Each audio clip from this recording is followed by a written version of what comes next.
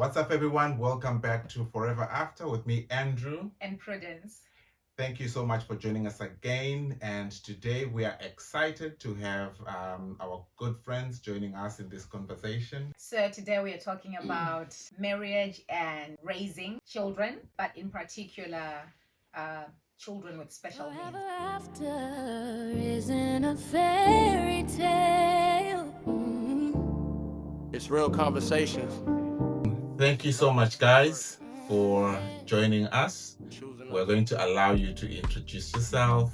Right. My name is Paul, and this is my wife Hannah, and we are both from Malawi, and we now we are based here. We've been here for quite a long time, and we've been together for over 18 years now.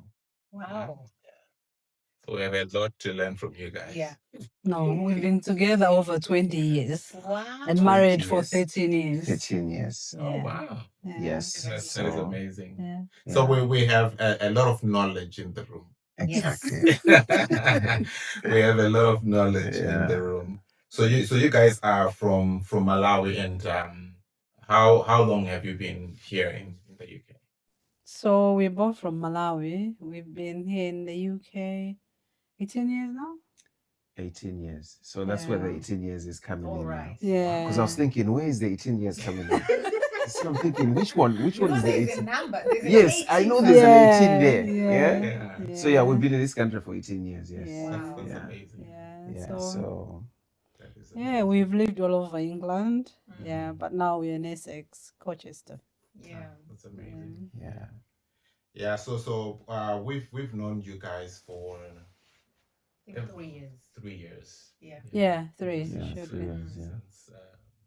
Since we got here. Since we got here. Yeah. And recently you decided to leave us, but But we we still follow couldn't. you. Yeah, we couldn't stay away, so we followed you here today. And thank you for welcoming us into your beautiful home. We You're love this welcome. place. Yeah. We love this. We're tempted to follow you here. So anyway, let's get into the story. So before we get into the main topic of our of our discussion today, we want to know how you guys met. Yeah. So me and Hannah actually met at a friend of mine's engagement party. So I had a friend of mine that used to live here in England, and both him and their wife were living down here, and then they came home to have an engagement party, getting ready for their wedding. He called me, says, "Oh, Paul, I've come in and I'm having an engagement party on this day. So before you go, because this was in the capital city in Lilongwe, so he was like, before you drive home to Mzuzu, just stop over so that at least we can meet up and do this engagement, and we'll be driving back together." Yeah. So I'm like, you know what? I've got stuff to do. I need to drop off. Customers are waiting for their items. But anyway, to cut the story short, there was Hannah on the engagement party, where Hannah was the best girl and I was the best man on the other side. So I'm sitting there busy with my little camera, and then setting it up, I was just jumping up and down, but thinking, who is that guy sitting on that side? And he never said hello. Yeah. I never said hello. Never Oh, said you hello should to have. me. Yeah. I Yeah, did. never- Oh. yeah, well, Hannah It's said the other way around. exactly, but Well, for me, I think I was just someone to myself, yeah. So it was after the after party, after she had gone and changed, and I'm thinking, is that the same girl that sat Yeah. next to, you know what I mean? Yeah. So we were very good friends for almost a year after that, and it took a bit of time, Yeah. because she, when There were they ups say and good downs. things come to those people who wait. Wait. Yes. Yeah. So Amen. I remember trying my luck a couple of times, and it was just not the right time. Yeah. Yeah, so I was like, Until it happened. Well done. until it happened. Well done. You kept. Yes, going. yeah, He was persistent. persistence is key. Persistence is key. So yeah, and then after that, as soon as I got the opportunity, I was like, "Do you wanna go to England?" Yeah. Yeah, that was 2006, and I was like, beginning of 2005, the whole 6 went. Yeah. So as soon as 2007, we started it around January, April, I was like, Hannah, we're going to England. Were And you then- married at the time? No, so now No, we're just dating. now we're just Alright. dating, but I'm already thinking this is the one. Future. This is the one I'm taking. So we go to England. Yeah. Let's go. You meet my parents. You meet my uncles. I'm Yeah. ready to do that. So we had that meeting, and then we did like a proper in-house little like some sort of engagement party because I had to let our parents know that Yeah. when we go, this is gonna be us. Yeah. Wow. So that's That how is so nice. that's and how we sweet. guys met. Yeah. Ah, beautiful. Beautiful. 20 years later. Here we are. Yeah, we are. That's amazing. I took a chance. You Yeah, did. she- You did. It's Yeah. because of that hello. Yes. Yeah. Because Yes. of that, hello. Wow. That's good. That's amazing. Okay. So fast forward, you are now in the UK, Mm. and you have decided to start a family. So how did that come about? So that was when. When was the engagement?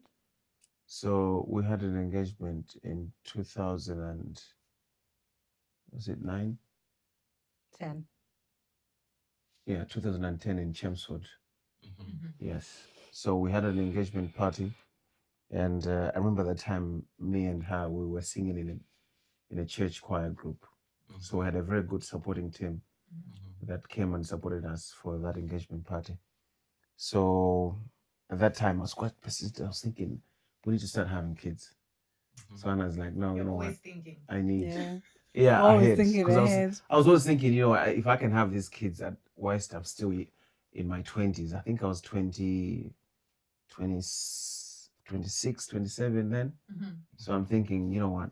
We need to start having kids. I was like, let's just have kids. Yeah. And I was like, no, Let's wait. we're going back to Malawi. We're going to get married. I want to have a white wedding. I want my parents to be happy. You know, plus it's good for us. Yeah. That way, at least we can start our family. I don't want to be that mistake. Nicely, yeah. Which I can guarantee you, I was actually forcing to say, you know, let's just have kids after all, you know. Oh. But yeah, so it was worth waiting as well, and we went home in 2011, 12. 12. That's December. 6 years later. Yeah, 5 or 6 years later. yes, 5, 6, yeah. So after our engagement party in 2010, 2011, we flew home, and we had That was 2012, December. Oh, my dates are bad, isn't it? Yeah. My dates are really bad. Yeah, My so we dates got are really married. bad. You're not alone. We got married on 16th December 2012. Yes. Yeah. Yeah. Then we had a little honeymoon back home. Yeah. Then we returned. Came back. Yeah. And Oh then my God. Yeah. fire. And then and then you got your wish. yeah. Yes, I got my wish. It didn't actually take long. As soon as we were coming back from Malawi, Hannah was pregnant. Yeah. From the honeymoon. From the honeymoon. That's honeymoon in Malawi. Malawi. So she kept her word. Of course she I did. Yes. Kept Yeah, her yeah, word. she did. Yeah. Beautiful. Yeah, she did. And yeah, so that in 2013 we had Jeremiah. Yes, October. October Wow. 2013. Yeah. So how was it? I know for us when Malvinus was born, it was quite hard because it was just the two of us. Yeah. We were living in Beijing at the time. I'm being Paul now. 2015. 2015. When Malvinus was born. 2015. Yeah. It was just the two of us. Yeah. You know, growing up, you'd see when our sisters would have, you know, Kids. children. Yeah. They would come back home. Mom would take care of them. Yeah. So that I'm sure that made life easy. Yeah. But for us, it was just The two of us. The two of us. you. Yeah. None of us had ever watched Any a kid. experience, yeah. I remember watching Malvinus the first time we came out of the hospital. Mhm. You know, we Both of us had to wash her. Yeah, So the because other you, one was holding the head, the other one was holding the feet. so you had no idea how We to had bath no a baby. idea because we No thought idea. this is a very fragile thing. Yeah. Yeah. And So yeah. we had to teach ourselves everything from scratch. Oh, lady. We didn't have any We help. had no clue how to wash a baby, a 3 day Day old old. baby. So from that experience, it makes me wonder, like, how was it for you, like being here in the UK? Did you have support when your first child was born? Not really. But when Maya was born, so actually when I was still pregnant with Maya, Paul was away. He was sent away in Canada on duty. So he was there about 3 or 4 months. Yeah, I think I was there for. Because you left when I was 7 months pregnant. Yeah, so I was there for. Yeah. Oh, wow. They gave me I had a contract for about 4 months. Yeah, about 4 months. Because my workplace knew that I was meant to be coming back because she was going to be due. Yeah, Alright. yeah. So mom came in. So I was with mom the last month. Okay. Yeah. So when I went into labor, mommy was there. So went to the hospital. But sadly, Paul missed the birth. Oh. Yeah. So it was just me and mom. It was very traumatic birth as well. Because I went into labor properly, but then I ended up with an emergency cesarean. All right. Yeah. So. Wow. And how was it for you, Paul, to hear that there was a baby and you're not there? Yeah, funny enough, I was booked a flight to say I was gonna be there when Hannah was going to when Jeremiah was gonna be born, but there was a bit of I think the flights were booked on wrong days. Yeah, from my workplace, and then I ended up missing it. So I think a day after, that's when I flew down here. But at that time, a lot had already gone. Yeah, There was a few things that happened at the hospital that I wish I had not missed. I wish I was there. Yeah. So now I look back and I've got a lot of questions, and I think as a dad, having that opportunity to be there when your children are being born, I think it's as an African man with a culture that only women go to the hospital. I think that opened up my eye to say, you know what, I'm not going to miss this again. I also need And to be there. I need to be there because of the experience Hannah went through. There are questions that sometimes I ask myself, and I think if I was there, maybe I would have had a better picture of how exactly happened. So yeah, it happened, and we were in Oxford then. We used to live in Oxford. So Jeremiah was born at Oxford Hospital. So it was a strange place. You know how this country is. Yeah. You might think you have everyone, yet you don't have anyone. Yeah, you might think that Especially, you're closer to people, but yet very far. Yeah. And the time you need people to be there, and you know, it's things that you can't just say. And I think this is something I would say. I would encourage people to open up. I think the last thing you can say is that, you know what, can I need you guys to be there, because friends from church, from just normal friends, they would know, oh, Hannah is 8 months pregnant, but I think Paul is not there. You know, it's just that conscience. But because sometimes we're living in a country where everyone is busy, you know, people have got things to do, so you can't blame it on anyone. But I think that's where the friendship really matters then. Yeah. So In the church. exactly, that's when the church. By the time Paul was coming home, I was already discharged. So I was at home. I think you came when Maya was 4 days old. Yeah. Yeah. No, that reminds me of when we were mentioning when Tendi was born. Another friend of ours, I won't mention their names, but I'm sure you know them. Yeah, the husband is always in the army as well, was away. And I remember driving Prudence to Frimley Hospital, and we were about to leave the house, and the wife called me and said, hey, I think I'm going into labor as well. So when I rushed parents to the hospital, I had 2 pregnant women Two pregnant. who are Wow. in labor Wow. at the same time in my small, Little that car, small yeah, one, in views, my yeah. small one. Yeah. So I had prudence Yeah. here and another woman screaming at the back, like rushing. So it's Oh. important for for friends to be, because they Yeah. were To be very there for close each in all other. the Yeah. shutdown.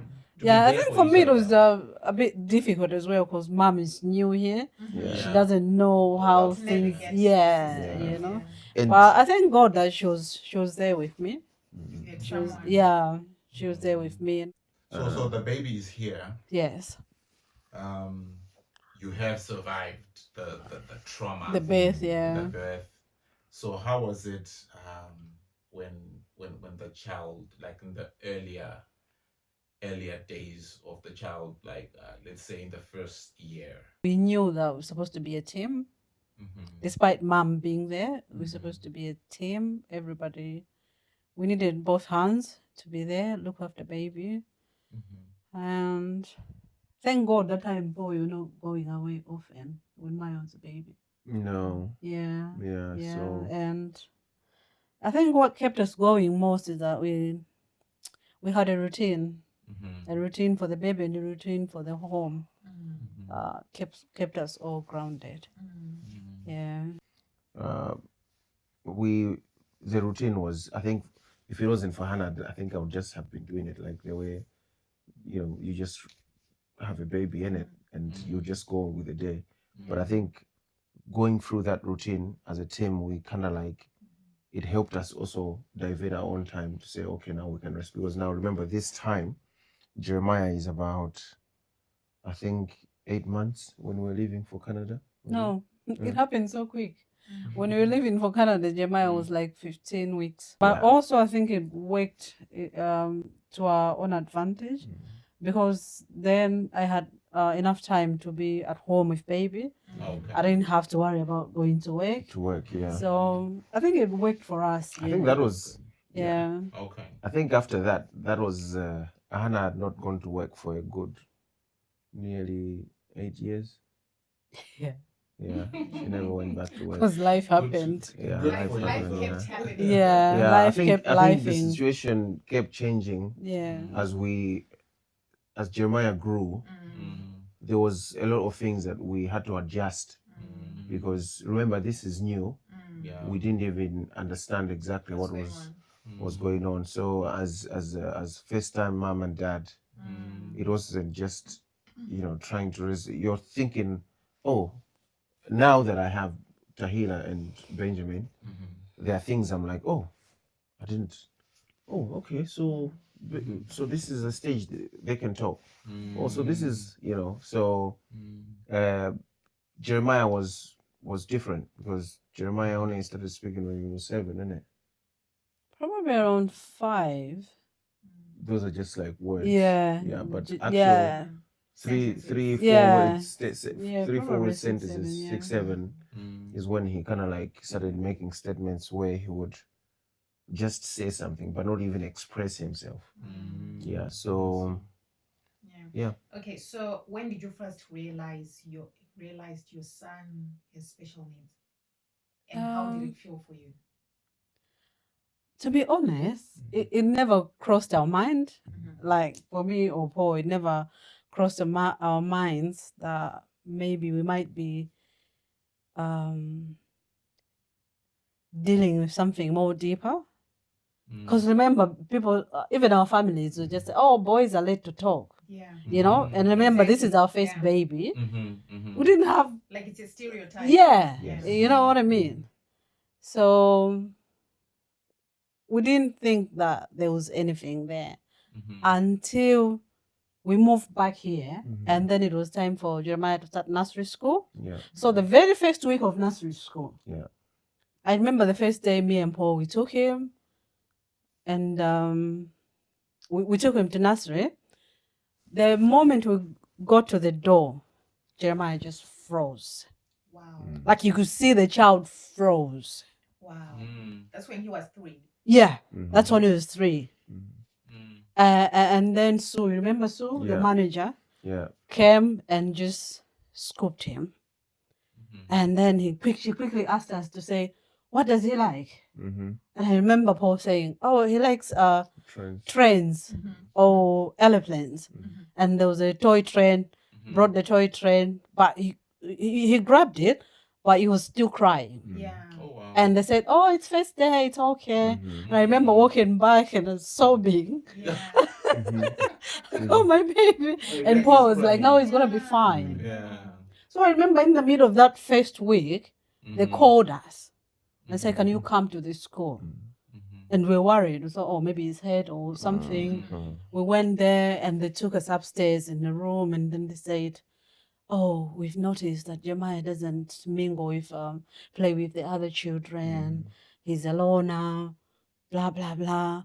Oh, we might thinking that he's on the spectrum." And me and Paul, we just looking at each other like, what Like, is what is that? spectrum? What's Yeah. that? But remember, me and Paul, we've done support work. We've supported people with autism, ADHD, and the rest of Like the learning neurodivergent children. disabilities. But at that moment when they said it, it slapped.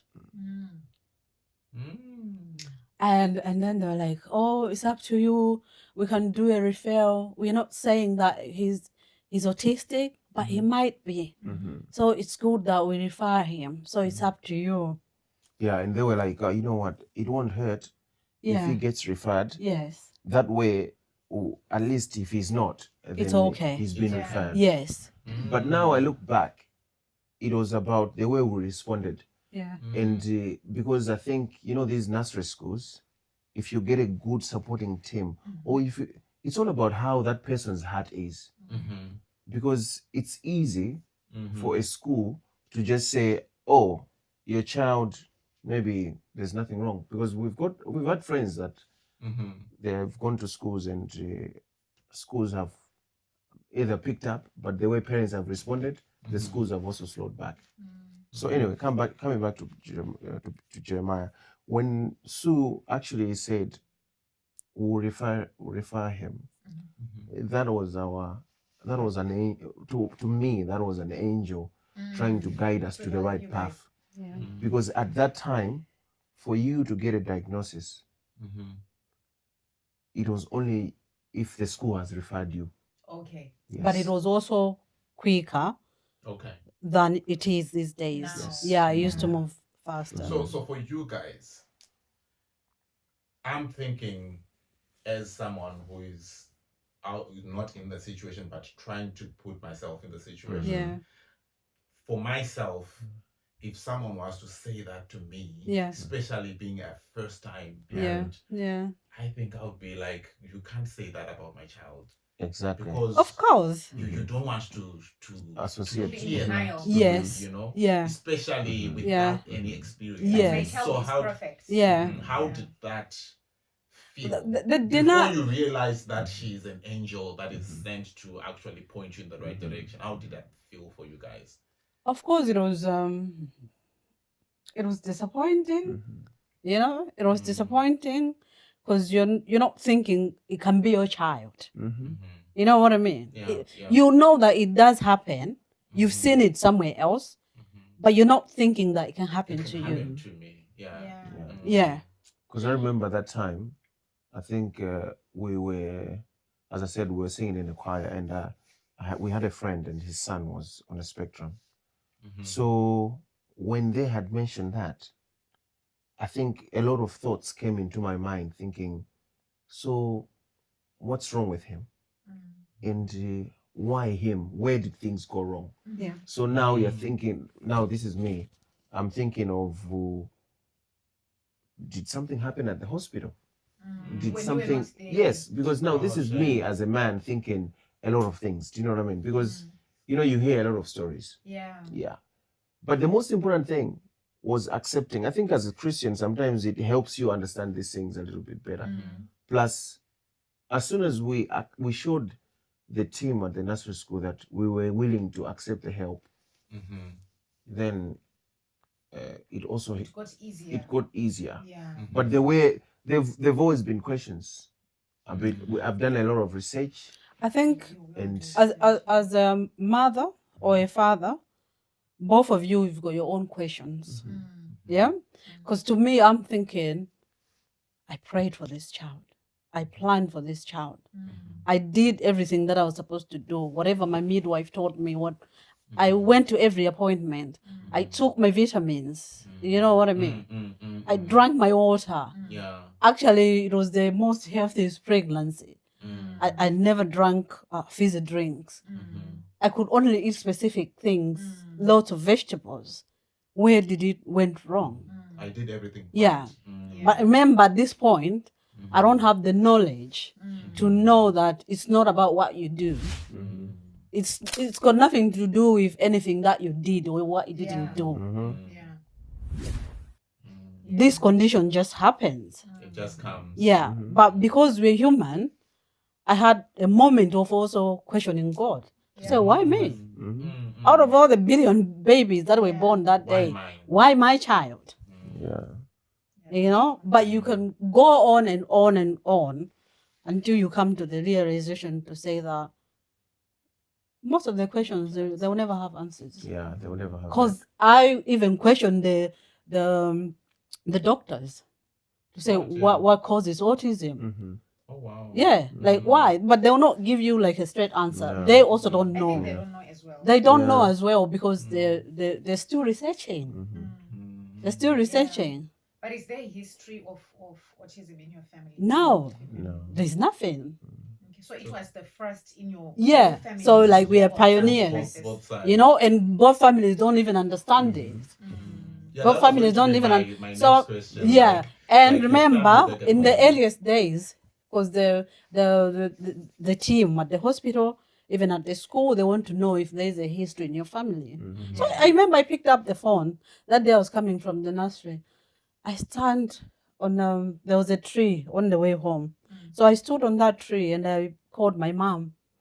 Paul was at work, and I said, "Mom, is there any history in the family about anyone talking late or any of the those symptoms? yeah, signs. or any of the signs that autism will present?" And my mom said no, and she answered me to say, "Oh, maybe on the dad side." And I remember getting upset. Yeah. I was so upset. Like to me, it felt like she's attacking Paul's side of the family, but I know that's not what she meant. So at that point, I just stopped discussing with her about anything to do with my child's condition. You know. But did they understand though? Yeah, eventually they did. It took Eventually they time. did. It took time It took because time. How did they take it at first? You know, like when you are explaining to them, this is what like we're now dealing with. like for Tia, because she's already here, Yeah. she knows, so she was very supportive because she knows and she understands about the condition. My late dad, he just adored Jeremiah. Yeah. Dad just adored Yeah, Jeremiah. he's- Because I remember when I took him first to Malawi after so what had happened was after the diagnosis, I got the diagnosis, and then Paul that time was in and out of Kenya. So you go to Kenya like 6 months, come back, 3 months and come back. But when we were going through the diagnosis and everything, Paul was there. So we go to every appointment. And all Appointments, that. yeah. But because it took a toll on me, I think I was depressed, but I didn't know. But Paul I could tell. realize that I wasn't the same. The whole thing like just changed me. And remember at that point, Tahila was a baby as well. So I had, So literally, I had like 2 infants. Wow. Because at that point, Jeremiah will not do much for himself. So Jeremiah wasn't fully potty trained when Tahila was born. Jeremiah could not eat by himself. I had to feed him and feed Tahila. By the time I'm feeding myself, I'm shattered. Yeah.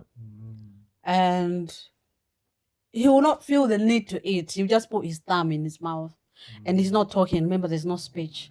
And there's a lot of frustration there. Yeah. So what he used to do is he would just come to me, grab my hand, and direct me to whatever he wants to Play with. Yeah, to play with, or he wants to eat. To eat or anything, yeah. And the only thing he could say that time was like banana. So he would say milk in a language. You say, I want kaka. And what else would you eat? Maybe grapes. Grapes, yeah. Yeah. And How old is he now? he's about 3+. 3+. He's about Okay. 3+. Oh, wow. Yeah. So he would only eat those things and maybe cheese. Yeah. and Weetabix. Okay. And the rest of the things me and Paul had to do for him, bath him. And there's a lot of accidents because he's not fully potty trained. So I was really tired. My days were long. And Paul had suggested to say, oh, I think you need to go home. You need to go home just for a breather. So I go with the children. Yeah, and go with the children. Yes. Because Paul, this There's time no he was support going at back home. to was Kenya. going So back he to didn't Kenya. want me to be by myself. All right. Okay. So booked our tickets, and I let the nursery know that I'm just going home for a breather. And the nursery was so good.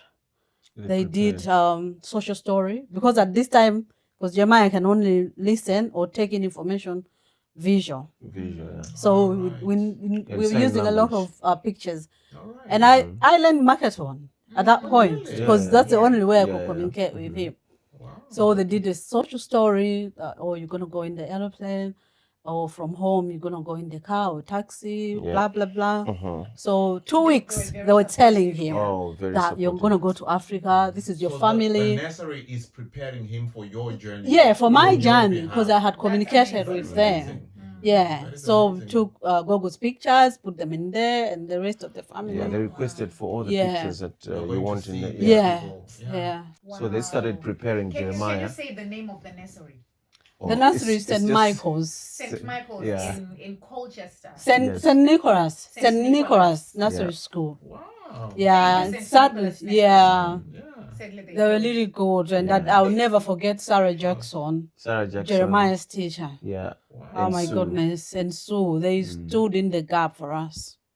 They stood Yeah, in the they gap. did, They yeah. fought for Jeremiah's EHC plan. Oh yes. They had to make sure that Jeremiah's EHC plan was in Was place finalized. before he could goes start to- yeah. to reception. He could go to Reception, yeah. reception. Very helpful. Yeah. Very, very helpful.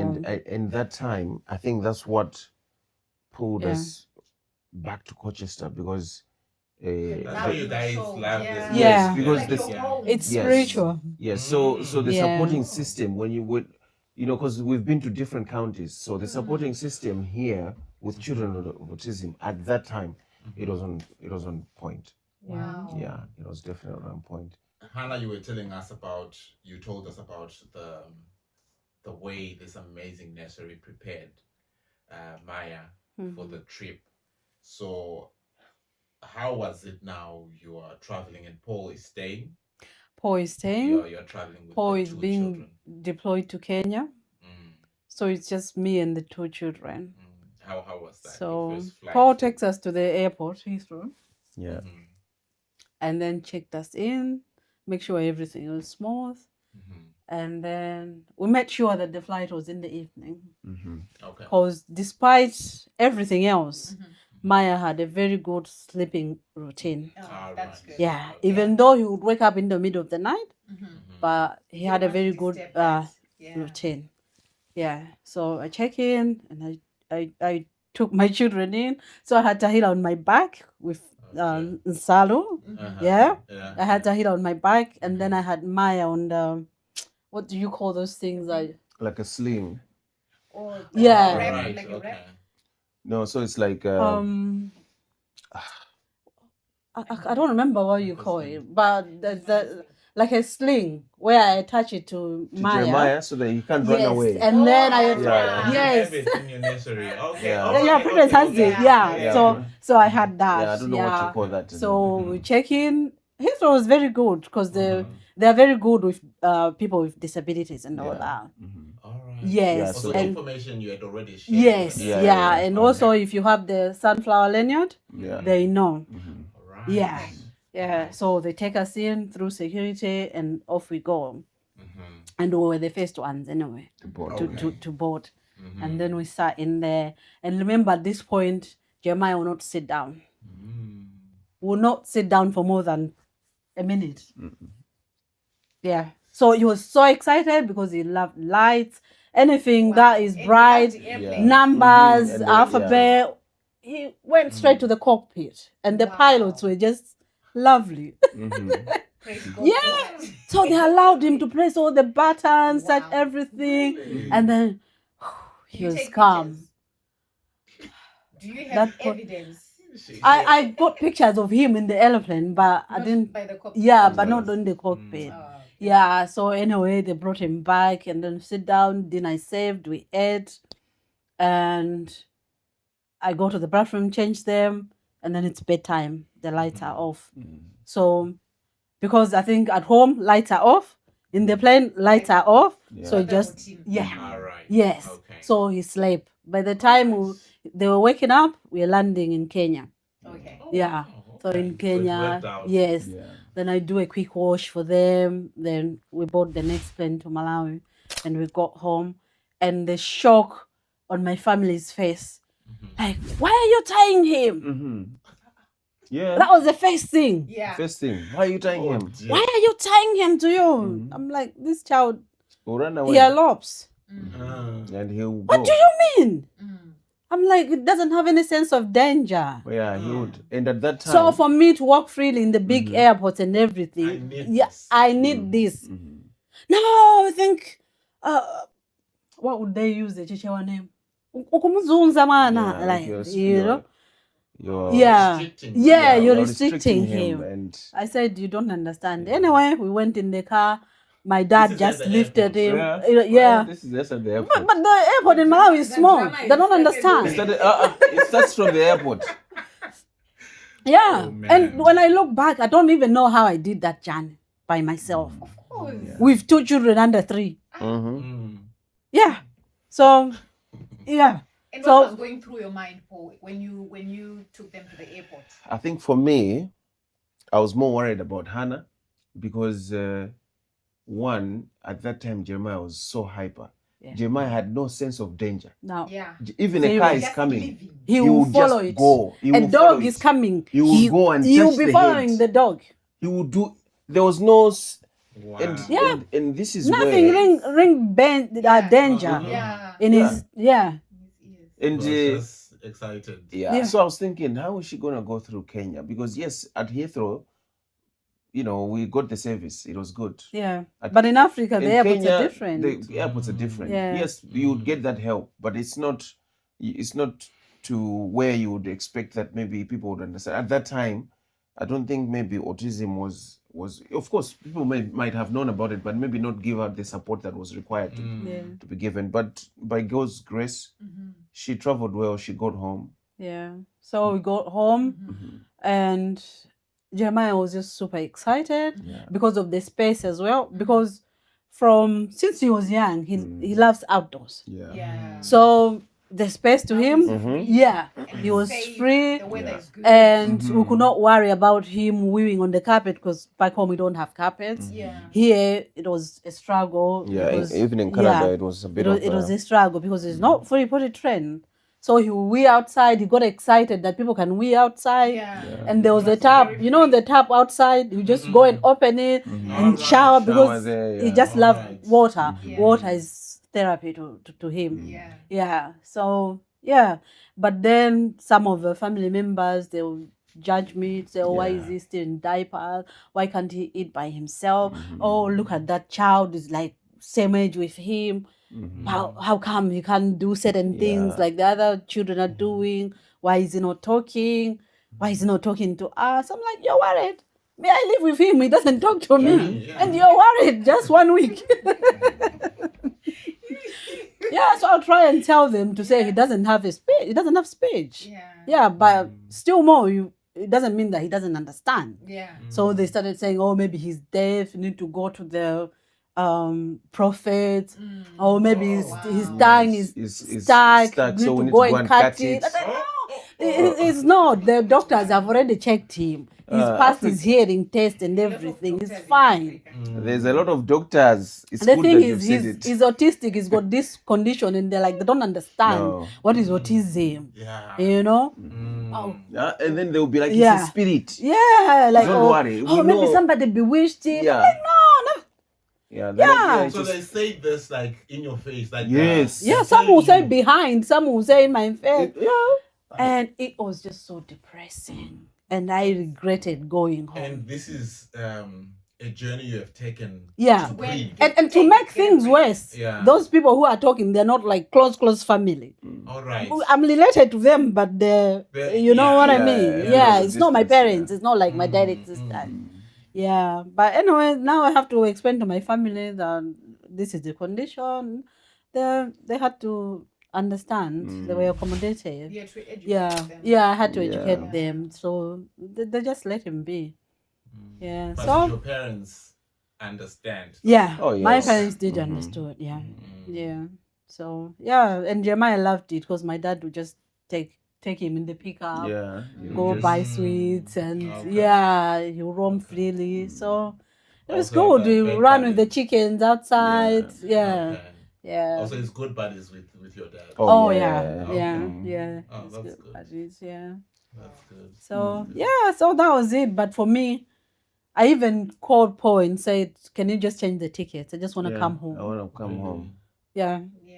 Okay. yeah. It was that Because bad. I think. it was too much. Because the people were putting more pressure, Yeah. Unnecessary. unnecessary helping pressure. You know, it anything, wasn't yeah. helping. It wasn't No. helping. Yeah. So Okay. you mean he can't talk? Yeah. So I thought he'll be speaking English to us. You know, Yeah. things. And the little words that he would say, the little one word, they'll be like, so all he speaks is just English. Yeah, yeah. And then you're thinking, So what do you want him to do? yeah.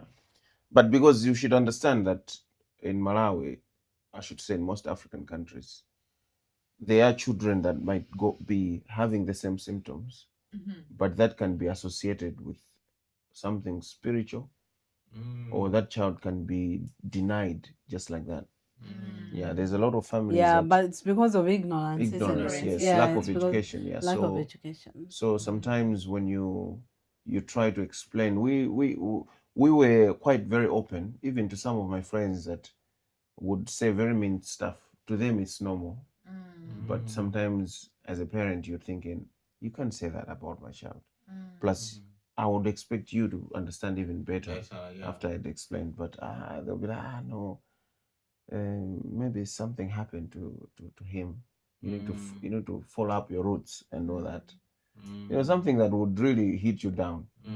Yeah, so I would understand why Hannah was like, you know what, I want to go back. I want to go back. And I remember that time I was still in Kenya, and I'm thinking if she goes back with that type of with what she's gone through at that time, with those reasons that she's going back with that means she's going to be more stressed when she goes back home Again. and I'm not there. So I said, you know what, let me fly in first so that when you're coming down I can pick you up from the airport. Yeah. So I did, and then picked these guys from the airport. And But do you think in Africa it's there, like autism? Yes, I've it's seen there. it firsthand. Yes, And I've got a few families supporting in it. that I do support from afar, of course, because I'm here. But whatever information, knowledge, I do give them. Yeah. Also, you have created Yeah. a community Yes. in Malawi. Yeah. Yeah. Yeah. Oh, that's Because we need to be amazing. educated, because even in Zimbabwe, Mm. we'll be just saying this kid in Shona, Yeah. like Yeah. he doesn't know anything, or Yes. they don't know anything. Yes. And we start pulling them down Yes. even worse. Yeah. We're not even supporting them. They'll be, in Zimbabwe we are graded in Yeah. primary school. Yes. Like we have number 1 up to 40 students, and at the end of term there are Yes. tests, and we literally have a number 40 child, Yeah. like the list. But for us to start researching, like, why is he always the last? Yeah. What is he good at? Yes. We don't really have that No, knowledge. no. Even the teachers, and I wish there was something we could do Yes. Yeah. in these African countries, Yeah. because I believe every child is good at something. Yeah. Every child is It's good at on something. And the good news now in Malawi is that the government has started training special needs teachers. Like my sister, my firstborn sister, Wow. she's trained into special needs. Yeah. That's That's amazing. Yeah. So So things are we're making changing. progress. Yeah, there is progress. Yeah. Yeah. We're not there, but we're making Yeah, progress. that's something. And you guys Yeah. are already contributing, which Yeah. is amazing. Yeah. And my sister as well. Yeah, Paul's sister She's as got well. a little nursery school.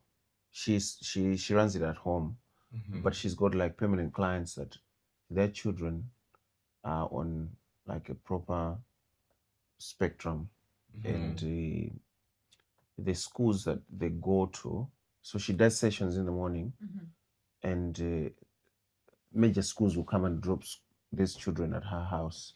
So she will do sessions with them, and some days she will go and do those sessions at these private schools. Oh, wow. Yes, yeah. That's So amazing. so we sent a lot of books. We sent a Nice. lot of materials. We did what are those flashcards? We did flashcards. Oh, the pegs, yeah. We did pegs. We did pegs. Is it pegs or pegs? Pegs. Yeah, we did Pegs pegs. to exchange communication. Oh, Yes, right. yeah. Okay. So, and then we had tags on your neck. So you would have a tag on your neck with symbols like sign of a toilet or sign of tiredness, or you want to sleep. So you would have it on your neck. So he would just come and point For when you communication. for communication. You would just point, and that's what Sue and Jeremiah's teacher Yeah. had prepared. Prepared. Those are things we did not know. Yeah. And as we've been going through this journey, we've been sharing that information to parents that have shown interest to explain, to say, oh, you know what, I think my son does this and this. So we've met a lot of couples in this journey that some of them have taken on the advice, some of them have just kept their children and nothing has happened. And because as parents, we all make decisions for our children. So now you guys are in this situation. You have now had experiences, and I'm sure you have grown thicker skins because of the experience in Malawi, and obviously here with like you're mentioning your friends, and you're getting information. How easy was it, or how hard was it to access more information, because you have already accepted that this is what we have, this is our son? How easy or how hard was it to get information to help you grow in this journey of raising Maya? I think the most difficult part is that when you're going through the assessments, yeah, because you go for maybe 10 appointments, because you're meeting with all children psychologists, the pediatricians, speech and language, occupational therapists, all these people that you didn't even know that they do exist. Yeah, everyone is having a session with your child. And then on the day of the final diagnosis, you are in there, and these people are discussing your child. And you sit there, you're thinking, is that my child they're discussing? And that pain just pierces you. And they're using all these big English words that you never knew that they existed. And they're telling you all the don'ts, that your child won't be able to do this, won't be able to do that, won't achieve that, and you can't see the way out. Yeah. And the thing is, and they talk with zero emotions. Yeah. Because it's a job. Yeah, to them. it's their job, but this is your baby. And I remember at the end of it, I don't even remember what they said, but I know Paul was there, was listening. But for me, I had like switched off. Of course. Because now I'm thinking, I've gone to 20 years. What is Maya's life going to look like when he's 20? All right. You know what I mean? My mind, I'm already there. Thinking of all these things that he won't be able to do. Wow. And I'm thinking, what if I die today? Who's going to handle Who's going to, yeah. And I tell you this, before you get a child with special needs, you're not thinking about death. But once you get one, or you discover, a day never goes by without you thinking about death. Not that you don't believe. Yeah. Not that you've you've lost faith in God. No. But you're always thinking, what if I die today? Yes, my sisters are there. Yes, Paul will be there. In case Paul will be there. But who's going to love this child like I do?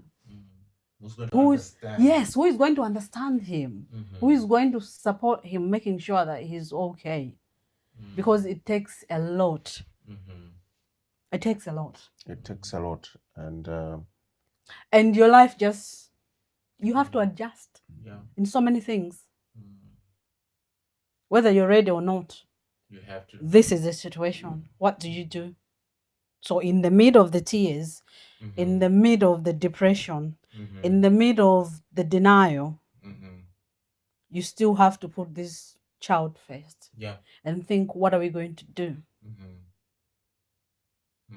So how I describe it is like you've got grief in this hand and hope in the other hand. And every day looks different. Yeah. You can start the day happy. Yeah. In the next 2 hours, You receive things a are phone upside call. down. If And it's every day school, your child goes to school, your phone is just right here. Yeah. Because You any can't- minute they call you. They do. They do call you. If they are overwhelmed, they'll just say, come and pick him. Yeah. We With do all that. the papers in place. But it's not their fault. And you're thinking, how do I manage at home? You guys are supposed to be doing your job, but there are 100 other kids in that school. Yeah. You know what I mean? Yeah, so even if you have the full supporting system, Jeremiah had 2 one-to-ones that would support him, but still, that itself is not enough, because what happens with children like Jeremiah, it's simple things that will spark big things, And then you don't know. and you do not know. That's the biggest problem. And they cannot express or tell you what happened. And especially if they don't have the speech, because it's guesswork. You have to guess. You have to guess. So you have to know your child's body language, because that's the only way you can pick. Yeah. To say, oh, okay, maybe it's this, Maybe it's that, yeah. Okay, if he's behaving like this, maybe this is what has happened. So that's also the reason why I had to stay at home and give up working. Yeah. Because this is a Was it child. Was it a decision that just came up? I had or to you make that to- conscious decision. to say, Yeah, "Oh, I had to, can't and go back to-" I told Paul that I don't think I'm ready to take this child to a childminder, because not that childminders are bad, but I just knew that they will not understand him, and I needed to invest my time with him, because there were so many things that they had taught us to say he can't. Yeah, a lot. And of I stuff. had asked God, and I know Paul also asked God, because you pray by himself. I say my prayers as a mother. I cry out to God. I've never cried in my life. Sometimes I just go in the shower. I'm not showering, but I'm crying. But because I don't want Tahira to see me that I'm crying, I need to go to that. Or some days I didn't want Paul to know that I'm crying, because it will also affect him. Of course. It will also affect him. But I know men have got their own way how that they navigate such situations. But for me, I had to find ways on how I was going to deal with this thing. Because even if I talk to my friends, they don't understand. We're in different paths. We are all mothers, but we're navigating motherhood differently. But also likely, God will put people in your life that will align with your, I'll call it a calling, with your calling. People that will hold your hand and walk with you. I had this family, they were also from Malawi. They had a boy, and their child was diagnosed, I think, a year before Maya did. Yes. And they were of great help to us, because they are the ones who gave us the information that we didn't know. Yes. We didn't know about applying EHCP plans and all that. That you can apply some grants and all this. So And they walked us, hold our hand and walk us through. So now Maya is growing. Yeah. And you said speech started around between 5 and 7. Yeah. Yes. But in the meantime, then we used the PECs. So he had his a way of communicating with people. Yeah, so he had a file, like a blue file. Yeah. Where he will just pick and point of what he wants to go or visit. Or... When it's time to get ready, so I was just telling Prudence that I'll put 2 hours on the side. 2 hours just to get him ready to go to to school. To nursery. Yeah, that's when he So now started he was- he's reception. now Reception, yeah. Reception. Yeah. So we'll make a board. I'll put it on the board. Like, okay, first we're gonna shower, and then get dressed, and then we'll do breakfast. So I'll show him, or I'll do it together with him, so that he knows. Because the problem comes in when autistic children want to know what's happening. Yeah. What's They need next? to Don't plan. just do Don't things. just You assume. have to plan a day before. Don't just drag Or not them. just a day before. You need to plan in good Yeah. time. So they need to know. They want to be in control. The moment they feel like they're not in control, then everything goes Falls upside. apart. Yeah, yeah. So do that. Everything is about And remember, routine. this is the time also I'm teaching him how to dress himself. And there's a lot of frustration there. But then the speech and language also had told me to say, you need to give him time and don't come in. Because our instincts will tell us to say, oh, he can't put on his trousers. Let me just do it for him. Leave him. Yeah, let Try him. himself. Yes, let him try. He'll throw himself down, he'll cry, and I'll say, trousers with a straight face. Put on your trousers. Then you take his trousers and put on. Vest, that you put on his vest. Socks, and then we're done. Then we'll go downstairs and choose his breakfast. But anyway, by that time, he was only eating Weetabix. So I knew that even when he goes into school, he wasn't eating anything. Yeah. So I made sure that I Whole fed day. him well. Oh wow. 3 biscuits of Weetabix and a banana. He would eat a banana then. Then we take him to school. Then we'll start walking. And also remember, I had said that he didn't have any sense of danger. So we used to cross like 3 streets to get to the school. But because he's had a love of numbers. Numbers and traffic lights. From when he couldn't talk, but he could read numbers. He could even read a book, but he would not talk. Yeah, he would read So I books. had to use whatever was in his interest to teach him to be safe on the road. So I'll play a game with him. So we'll go reading the door numbers. Yeah. So I knew the street you are very going well as down we are the street. going We're to going school. down to school. Yeah. So we'll go like number 20, 22, 23. So is Then he we'll- saying the numbers or He's Yes, saying the he's saying numbers, the but numbers. he's not talking. He's not Yeah. talking. No, he's he's not not talking. saying any more Wow. words. Wow. So he will run. He will go door by door, door by door. And I say, okay, maybe when we go to door number 30, I know that's the last house to On cross the the street. street. Then I'll say, we'll stop. Yeah. Yeah. So you run. And then I say, stop. Look left, look right, look left, look right. And And then you he's say, stopping. cross. Yeah, he would stop. Yeah. And then say, we'll cross using walking feet. We're walking. We don't run when crossing the road. So we'll walk. Then So we'll Hannah, these strategies, are you just coming up with them, or Some you are of them- taking from somewhere? From because you remember the professionals will just give you a little bit, like snippets. Yeah. They won't give you everything. Everything. The rest is for you Have to. to- The rest is for Put you into your to own put in time. the work. You need to have. So you have to study your child Yes. and know what does he like, what doesn't he like. How do I go about teaching him? So you need to identify what he likes. he likes. So for me, I know that anything to do with numbers, Jeremiah is in. Is Yeah. Anything to do with the alphabet, he's in. Is in. Yes. All right. So let me use that. Okay. So I had to come up with that strategy to say, let me use that. So we'll do that. And when we come, that's the stretch to go to his school. There are poles of electricity. Yeah. So I'll say, let's play a game. From this pole to the other one. Then we'll run and then stop. All right. Yes. So Because count the otherwise, poles. if I don't do that, he He just will go. run. And I wouldn't know where he's going. And he will not stop. And he will not stop. Whether he's Because gonna the cross the moment you road. shout, stop, it's like you're telling him, go. He Yeah. even goes well. Yes, so he even go far. So everything has to be strategized. Yes, everything has to be planned. strategized and he has to know, okay, I'm going to school. So even before we leave home, I'll tell him, you're going to school, mommy will leave you at school, and I'll come back and pick you up.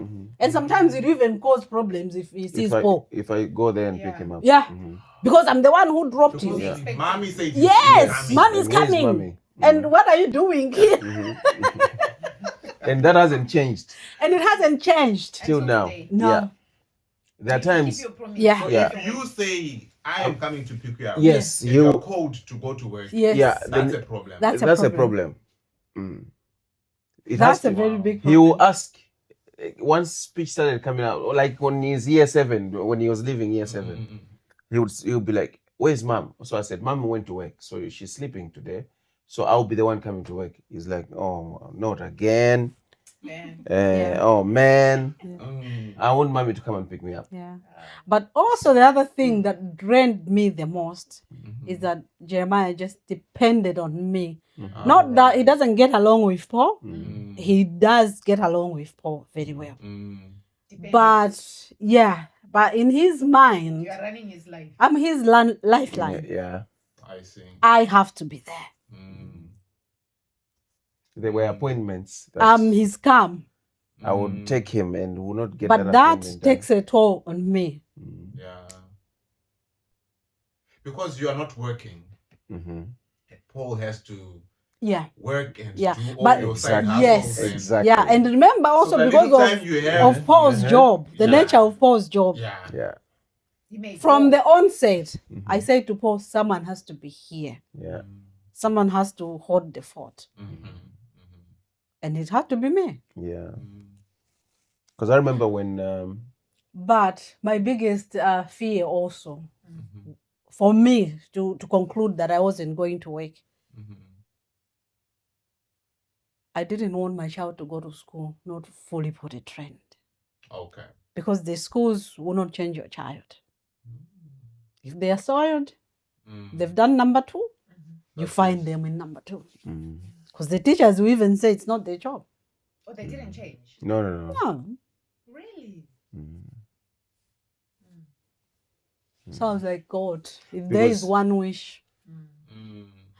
And Prudence, I tell you, you put this child on the toilet 20 minutes, even 30 minutes, he will not go.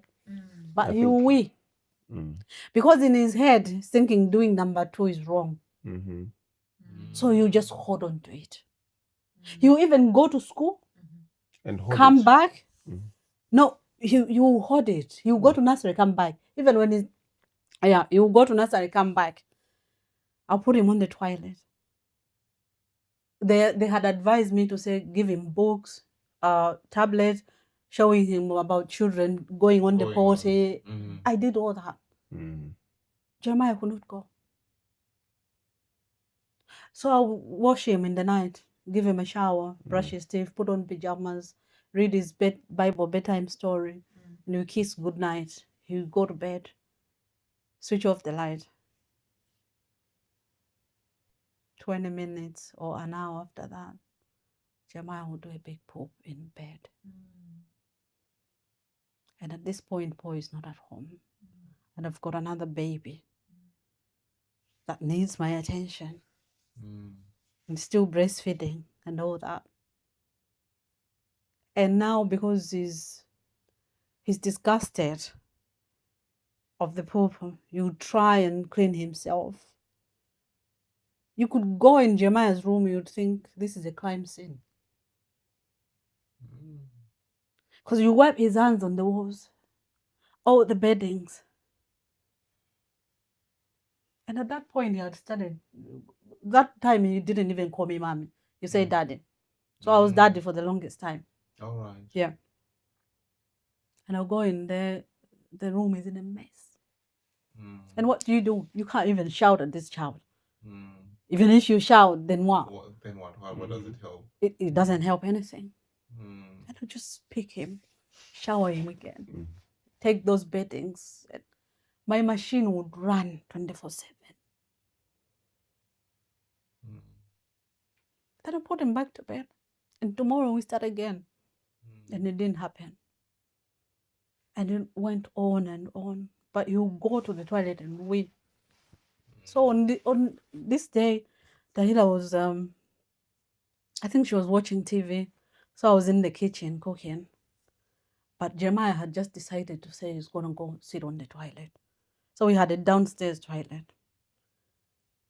And then I just heard him shouting, like, daddy, daddy. And I went to see him, said, it's brown. Wow. And I'm thinking, what is that? It's brown. I said, maybe I didn't hear very well. And I walked in the toilet. Is that number 2? You've never celebrated. I've never celebrated like that. I even called Paul and I said, that's happened In the toilet. in the toilet. Wow. By himself. By He went by himself. himself. And I gave him a star. And I Wow. hugged him Oh, with all my strength. Wow. good. And that was it. Yeah. From that time. From that that time. day, there was no That is more crazy. accidents. Praise God. Yeah, that So was it. just like that. Just like Just that. like that. So what I can say is that it takes longer for them to hold on to something. Mm. But once they grasp Once it, it clicks, that's it. That was it. Mm. So you mentioned, maybe let me come to Paul. You mentioned Tahila, Mm. Yeah. and Maya needs all your attention. Mhm. Yeah.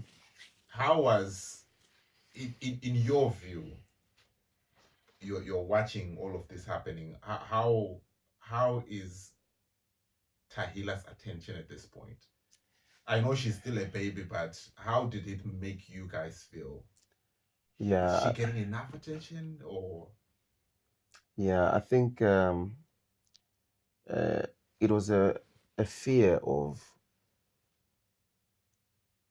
her growing up thinking that she's not getting the attention she needs.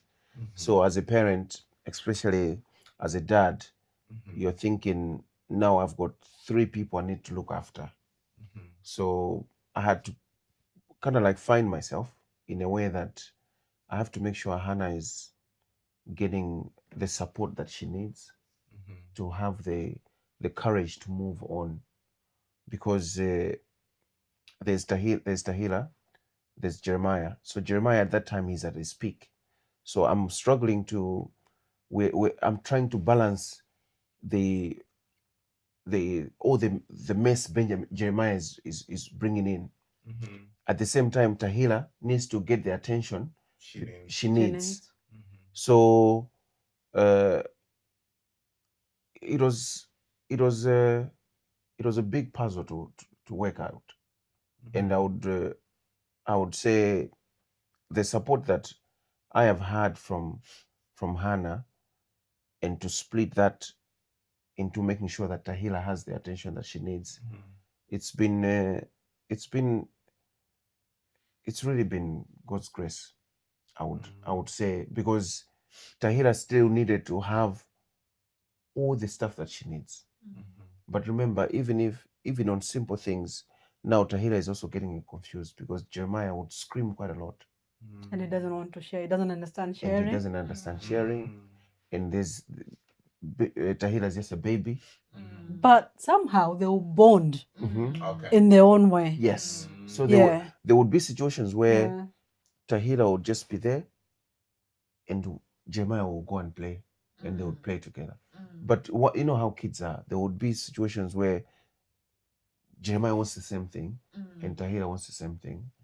And I have to think, okay, how do I solve this? So in the end, if I know these are special toys for Jeremiah, like Thomas the train, stuff that Jeremiah cannot do without, I would make sure that Jeremiah had his own and Tahila also had his own.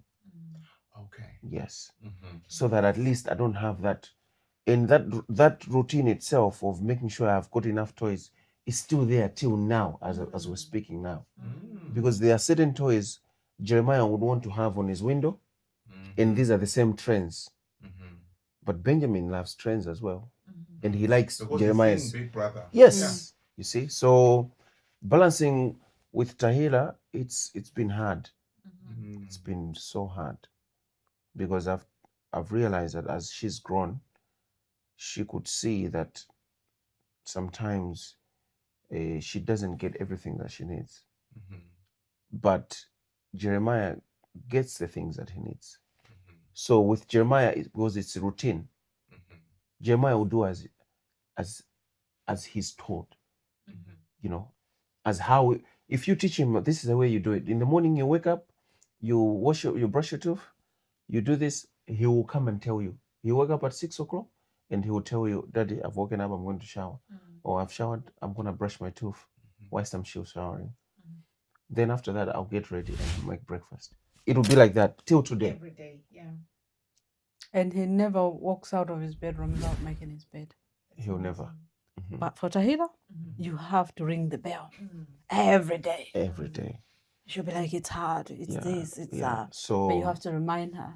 It's okay. Yeah. But Taylor looks like she's very understanding of She- the brothers. She very is supportive. Yeah. She Very, is very because supportive. I think what we had done, me and Paul, is to let her know that her brother was different. We didn't want to keep her guessing. Dark, Yeah. So as young as she was, we tried to break it down to say, okay, this is autism. This is how it looks like. This, if Jeremiah is behaving like this, it's because of ABCD. And she has been very protective, even in school, of Jeremiah when they used to go to school together. And also, she was like our eyes in Yes. school, Yes. because she'll come and tell us to say, Tell this is us. what This is happened. what happened. Yes. Jeremiah, Yeah. Maya was really good today in school. Oh, that's Yeah. Or Yeah. Maya struggled with this, and that. Maya got a star. Yeah. And So- you know, That's It's amazing. very, very good. Yeah. Yeah. and So they that also helped her to mature quickly, Even Yeah. as a yes. Very Yeah. responsible. Yes. Yeah. And And we always also tell her to say, if you see anyone in school who's different, Even at be church, kind yeah. to them. yeah. Anyone, whether in the community Anyway, or yeah. at church, you be kind to them. Because you don't know. Yeah. Okay, Yeah. going on to marriage with you two guys.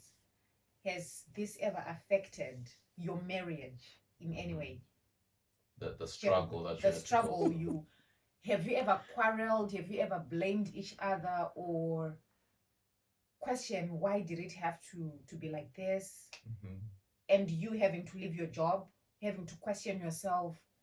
Now I am not going to a paying job. I'm now a full-time mom. Has it ever affected you guys in any way? You want to go first? Yes, I will go first. I think as a man, you need to have an understanding of the blessing God has for you.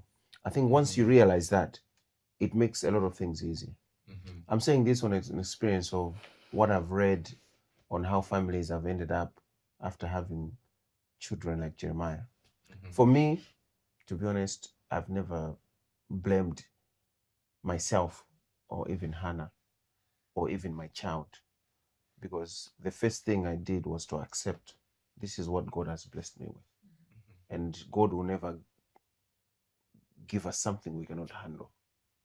So as challenging as it has been, I feel like in this house, I think I'm the only quiet one that maybe doesn't post Jeremiah or don't do this. But I strongly believe that I've got a job to do, and I've done my best, and I'm continuing doing my best. And from what we've done as a team, this is what we have now, Jeremiah to where he is now. But between me and my wife, what I've done is support and give the best, because as easy as it might look to have an autistic child, it is not easy. It doesn't As make a- it easy for As a parent, it doesn't make it easy too. as a parent, especially for my wife, I can tell you now here, if I would sit down and make a documentary about what my wife has gone through, I think it would be something that even when we sit down and discuss, it's something that not maybe every man would easily take on and say, okay, you know what, I can do this. It's not easy, and for just seeing Jeremiah and the effort that Hannah supported me being away and Hannah being home, there's nothing that would bring quarreling between us. It's Then it's- actually It bringing has together. actually even brought us even more together. Plus, it's about understanding that this is my love, this is my wife, and the blessings we've been praying for, this is what God has blessed us with. Once you realize that, you have no reason to start blaming someone, because of the child God has blessed you with. So I will, as Hannah said, I'll go first. I've explained my part because you'll be shocked that there's never been a day where we've sat down and said, oh, how affected are you since we have a child like this? You know, it's something we've never sat down and talked about. Yeah. You know what I mean? We just we were like, just deal with it. did you see that email from school? Jeremiah did this at school. You're thinking, oh my God, we need to write a statement. Oh, the social services called. Oh, they said Jeremiah did this. Oh, this is. We've been there. Do you know what I mean? But you just handle it together. We just handle it. Exactly. Yeah. I think what I can say is that what has sustained us is being a team, dealing with everything together, and also the support that I get from Paul. I think God just knew that I needed Paul because I don't think I was going to be able to do it with anybody else, honestly. In terms of affecting us, I think we've just learned to manage, to manage our time as well. Make sure that our relationship comes first. Because whatever the case, having children, 3 children later, we all, between me and Paul, we know that what is important is our relationship. So we need to water it. We do sketch dates. We don't normally afford to go out.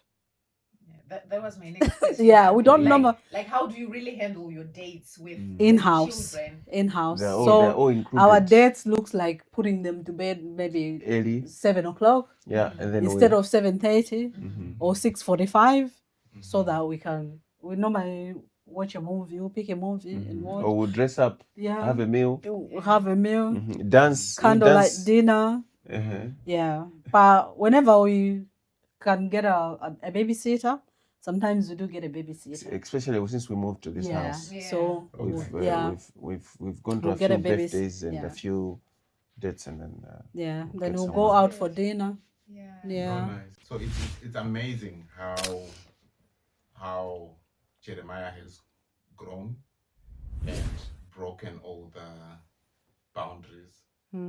So going back to the first point where you were told that there are going to be some things that he won't be able to do by himself, and where he is now, how has that changed? And were you hopeful that he's going to be able to do it, or he has gone way beyond what you expected?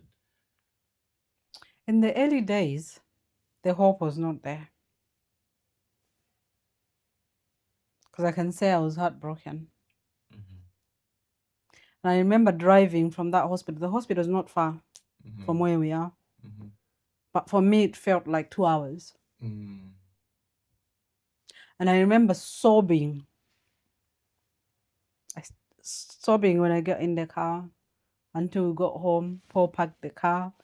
I could not even get out of the car. I was paralyzed. In as much as I knew. But to get it like official, it felt different. So at that point, there was no hope. All hope was lost. But in the middle of it, you start picking up the hope. You have to self-motivate as well. Because it's hard. The journey is hard. Today you win. Tomorrow you're down there. You're in the valley. And you can be very deep in that valley. And then the next day you're on top of the mountain. And then you slide again. It's like 5 steps forward and another 10 backwards. But in the middle of it, then you start looking at the rainbows. You start seeing hope. You teach yourself to hold hope, have hope in the other hand, and grief in the other hand. Then you also, God is bringing in more families along the way. you know, going through the same thing, and you don't realize that you're strong. You don't even realize that you can motivate someone or encourage someone, but you just find yourself in that position. Yeah. And after you've finished interacting with the people, you go home and like, oh, was that me? Did I say that without even crying? Yeah. Yeah. Yeah. But looking back, I think Jeremiah has exceeded most of the things that he was told that he won't be able to do. Amen. Yeah, because now I think we can count the things that he hasn't achieved yet. But he's achieved It's achieved most of the things. I think he's writing really well. You've posted Oh something. my goodness. Wow, this handwriting. Did I show you? Prudence. He's writing well. Because I think so many families are seeing his progress. Yes, yes. What you post, and they are inspired. Yes. And most of the things that are happening now, that are manifesting now, they're the things that I and Paul were teaching Jeremiah when he was 3 years old, 3.5, 4.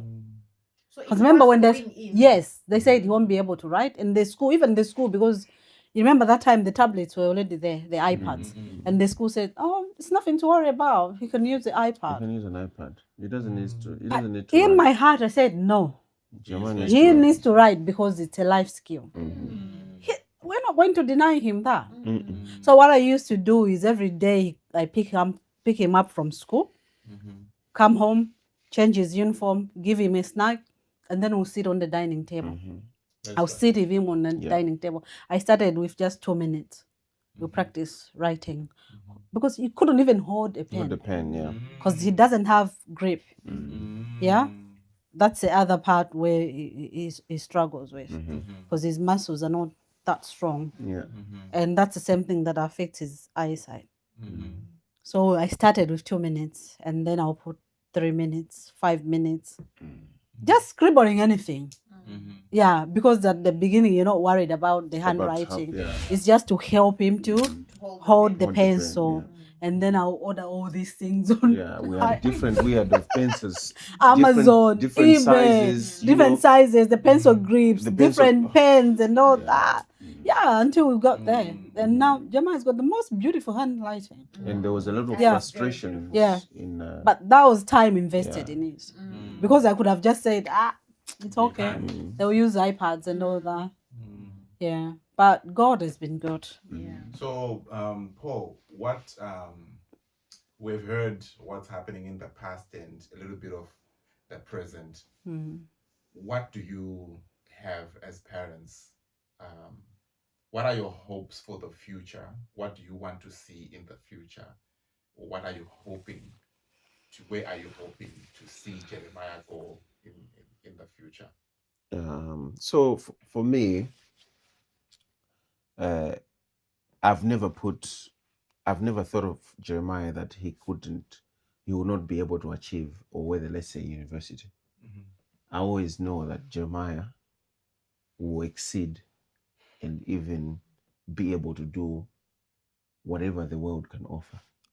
Whatever is out there of his interest, He can do. he can do it. So despite what the professionals had said, Yes. you were like stuff that I know That from my day boy is one. going to. From Okay. day one. Because remember, the most important thing is acceptance. Yeah. Once you accept that this is my child, You're working with that. then, now I'm telling you through experience, there are parents that have not accepted.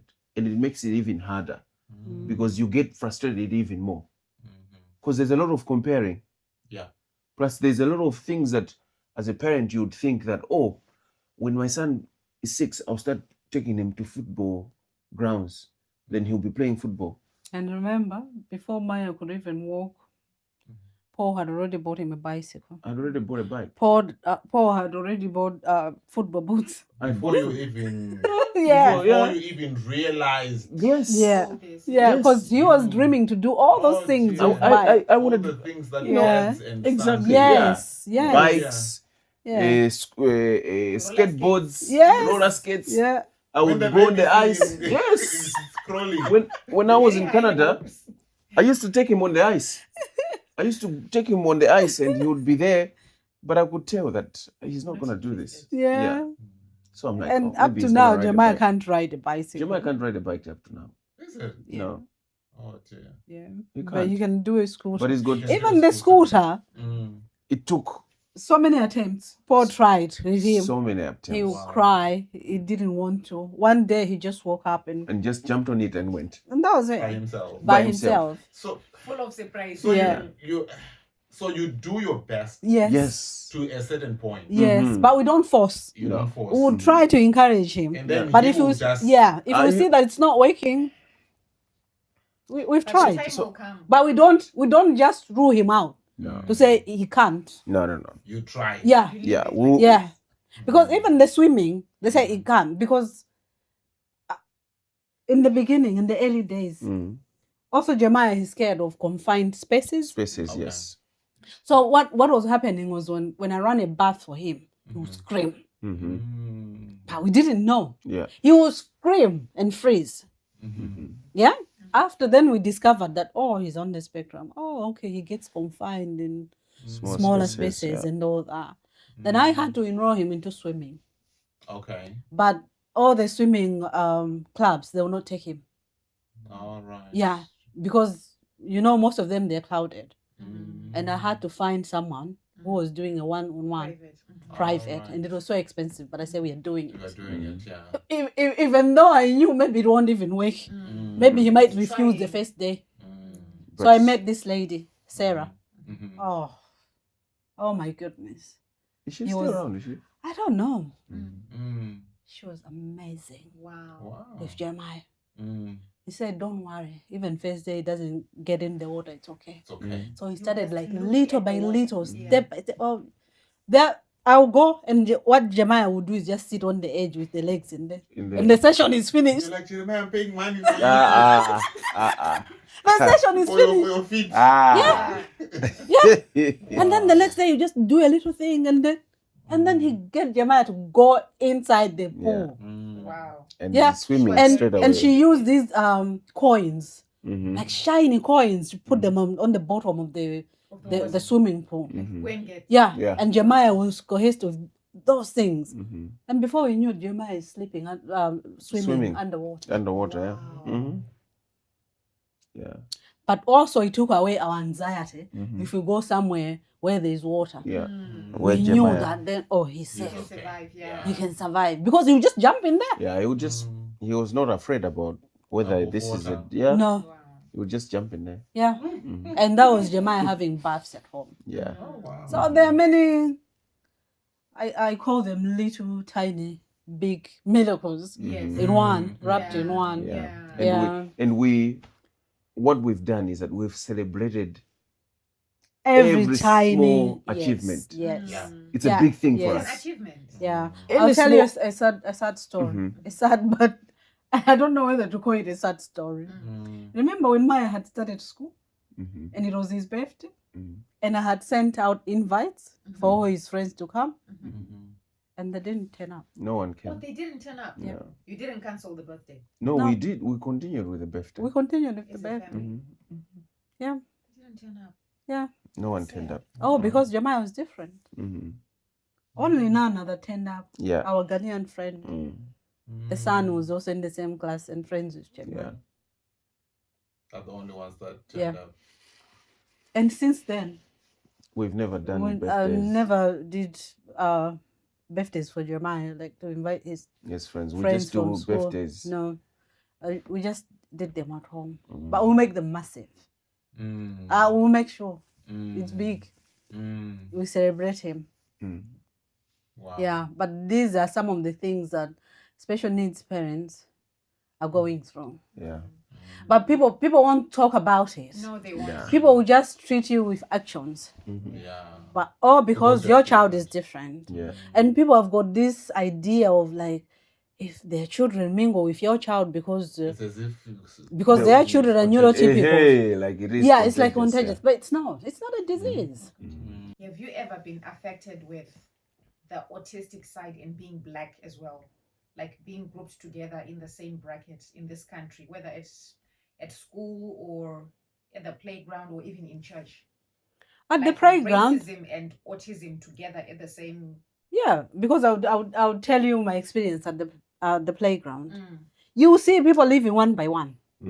But they Even don't know his condition. They know. They know his condition. They know. Yeah. They know because they can tell that he's different. The way he's playing. Yeah. Jeremiah will play different from the other children. And sometimes he would have his lanyard, depending on where we're going. Yeah.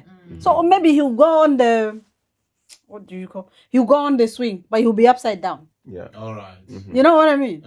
But yes, you might think, oh, that's dangerous or what. But to It's him, not safe. that's how he wants to That's play. how he wants to play. You know? So for me, it's as much as he's safe, he's happy. Yeah. That's it. Yeah. So you will see them going one by one, one by one. And you're left alone in the playground. So at church, I was telling you there was a point we stopped going to church. At church, Jeremiah will be stimming. You know what stimming is? Stimming, like vocal sounds. Yeah. Okay. You know? Repeated. Yeah. Okay. You know? And sessions, people, everybody will turn. Will turn around and church. says, But these people, they're familiar with Jeremiah. You know what I mean? Yeah. They'll turn, and some of them, they say, oh, can't you tell a child to keep quiet? Oh, why is he not sitting down? Why is he up and down? Why can't he settle like his friends? You know, all those comments. Yeah.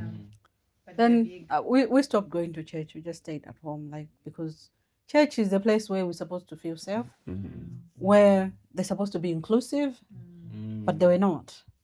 Yeah. Wow. But we had to process all that and said, you know what? It's not their church. It's God's church. Yeah. So we're going back. Yeah. It's up to them, whether they like us or they don't like our They child. can leave. Yeah. Because another woman literally told me in the face to say that it's very difficult to include your child in suburb school. So what does she want you to do? For him to go to the adult lesson? Yeah. So that's the other side of church. I think there's more work that needs to be done in our churches. Yeah. That's what That awareness. Like, Yeah. You guys are doing an amazing thing. I see you do your walks Yeah. for the Autism Association. Yeah. How has that helped you guys, like being involved and sharing your story, sharing the knowledge that you have? I see you do TikToks about it. And how has that helped you as a family or as a couple to share that knowledge and being involved in the community work and all these things?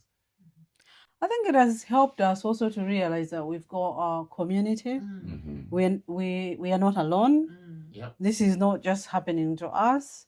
We've got other parents.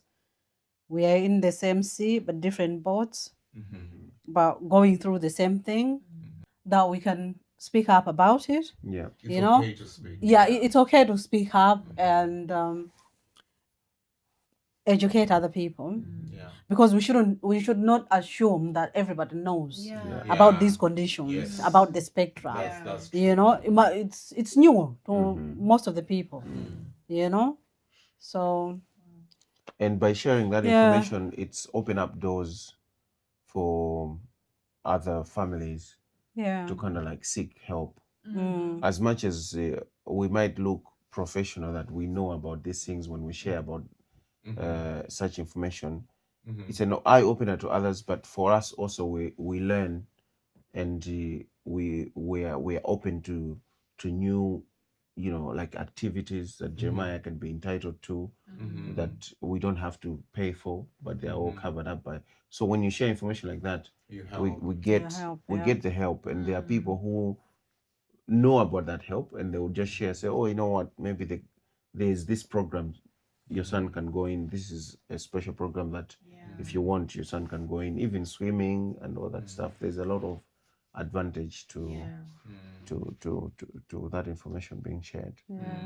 And there's there's more families that they want to speak up, but because of the stigma, because people judge, people don't want to come out and then talk about it.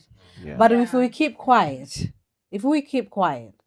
I give an example of diseases like cancer or diabetes. Of course, autism is not a disease, it's a condition. But imagine if those people didn't come out, didn't campaign, didn't do all the awareness that, for women, there's breast cancer, you need to go for screening, or cervical cancer, or prostate cancer. People were dying, isn't it? So it's the same thing about the autism spectrum. If a lot more people know that it does exist, Yeah. these are the things to look out. You can get help. Yeah. It will do good for the whole family, community, yeah. for families. Yeah. There's one show, as we conclude, there's a show that you introduced me to this. Have you watched The Good Doctor? Yes. Yes. So I've that watched The Good show Doctor. changed Your perspective. my perspective. Yeah.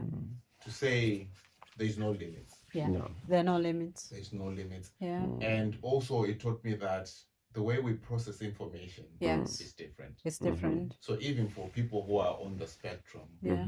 they process information in an amazing way Yeah. that we That we will never have access to. Yeah. So with all that in mind, now you have information. We are also getting information from hearing your story and from watching shows like The Good Doctor and other things. What advice would you give to parents that are struggling to accept? That's one group.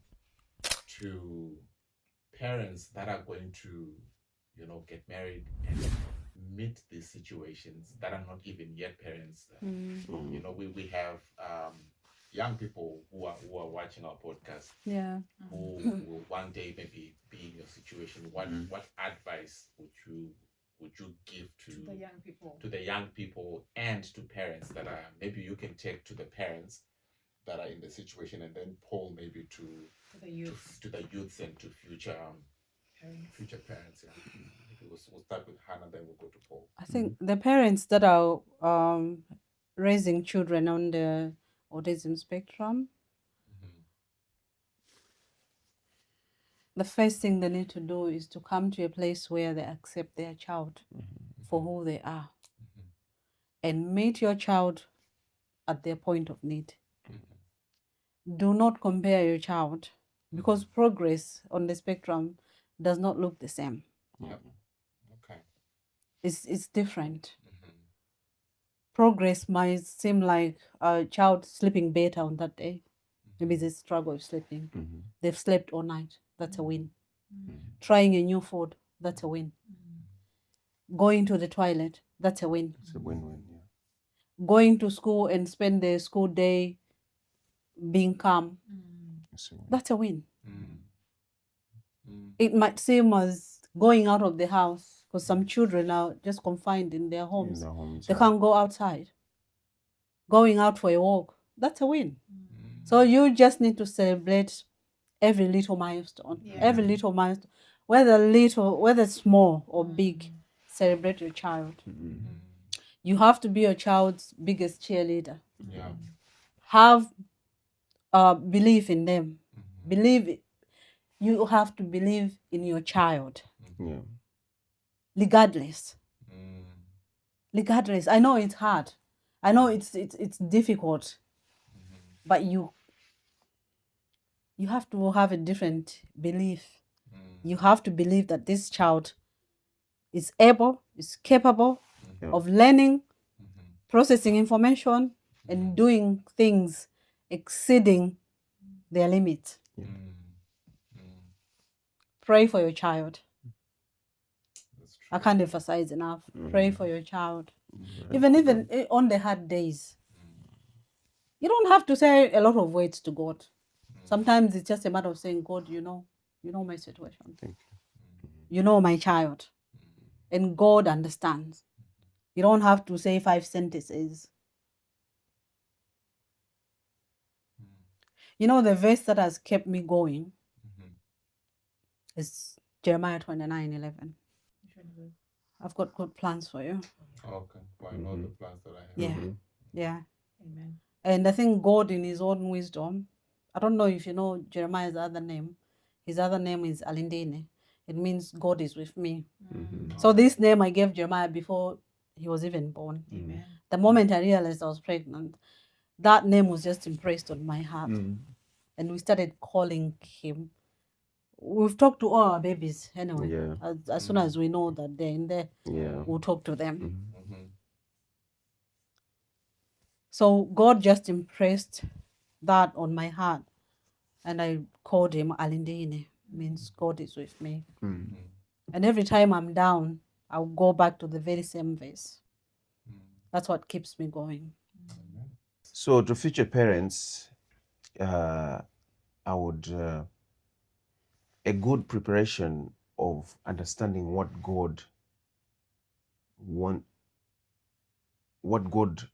is pointing to you, who you want to spend your time with, your marriage or your relationship with, is very important. Yeah. For the young people, especially for the male or even female parts, it's always good to really find that love that will be able to stand with you in such situations. Because this can push you to the limit. You might think you are in love, but it's situations like this that will actually push you to where, trying times. yes, Amen. because these children come in different packages, and you can ask yourself questions and push it. This can push your faith to a certain limit that you did not even picture yourself to be there. So for the young people, I would say pray for your partners, pray for your boyfriends and girlfriends, that they should have the spirit of understanding. So that when God takes you this path, it's just a path. There's no situation is permanent. It's a path that will open brighter days and beautiful moments and cheer you, and you shall have beautiful memories after. Because I can tell you now, if I look back 10 years ago, I didn't think I would be going to work.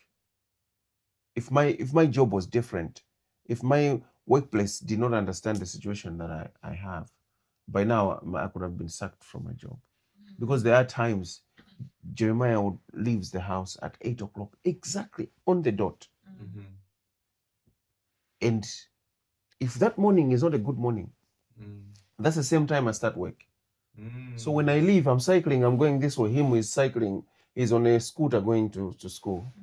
But if the morning hasn't started well here, then it messes my work as well. So you need to have a supporting partner that will understand. It might be so huge for young couples or young people who are just trying to get into serious relationships. But it's important to find the right person that can understand and be with you in both thick and thin. But also, I think on the part of finances, young people, if it happens that the other partner is not working, make sure you're there for them. All right? I'll give you an example of me. Every time I've been out of work, and sometimes I'll be in and out of work, never a single day that I've struggled financially. Because Paul lives to his word that he needs to provide. He's a provider. And he makes sure that I'm okay. I get the basics. I get what I need. Because I know of, I'll speak on behalf of women. I know of some women that I've made feel to reach a point of like begging just because they're not going to work. It shouldn't be like that. Because the money is for the family. So they have to make sure that everybody is living comfortably. That's amazing. I think that I'm going to emphasize that it's amazing what you have done, and it really speaks volumes to me as a man. What you have done to be there to say, look, you're going to stay home, and I'm going to make sure that everything else that needs to be done as a man, and I can attest to that because I see how hard Paul works, to provide for the family, and you drive a Skoro, but you're driving an amazing car. That speaks, that in itself. We don't know your financial situation, but just from us looking from outside, we can tell. I think we spoke about it last time. Because happy life, happy wife. Happy wife, like, happy life. like you make sure that your wife is comfortable. You're not lacking, And the kids. and the kids are comfortable, and that's a challenge, man, to men. That's it's not challenge. there's no room for selfish in a marriage. That's the word. Selfless. Yes, you that's have the to word. be selfless as a man to give yourself. The Bible says that Christ, he died for the church. And you know what the Bible compares that process to? It compares it to marriage. To say that, man, you're supposed to love your wife as Christ loved the church. That he was willing to die for the church. So that's what we're called to love our wives to the point of death. So that means we are supposed to be to do everything in our power to make sure that our wives and our families are provided for. Young people should know that love will not look the same in marriage. It won't look like in dating. Love will look different at every level of the marriage. So, for example, love might look like maybe the husband taking the baby so that you lay in bed. That's love. Yeah? Or it might look like what to you, Paul? It might look like making sure that you cook and you wake up, the kitchen is clean, so that by the time she goes into the kitchen is ready to be used. Because remember, with this with such blessings of children, you will find yourself so muchly exhausted. So you need to automatically plan to say, by the time I'm waking up, my partner should find the house clean, should find the kitchen clean, or even just the bathroom is clean. So it's about, yes, it might look like it's normal, but it's being there for each other. It's always being there for each other, making sure that you don't have to be asked, you don't have to. Acts of kindness. It's just that act of kindness, Plus the kids have to live in a clean environment. So to add, I also want to add to Paul's. I think all that you are saying is good, and it's because the father or the man is looking up to Christ. So because without the husband or the father following Christ, it will be very hard for them to love the same to the wife and to think of the children as well. So as it says, or as it looks like, it's a triangle. Like Jesus is here and the husband is here, the wife is here. Both of you look there, but it's still the father, the leader, and who follows Christ. And then everything will just fall into place. That's amazing.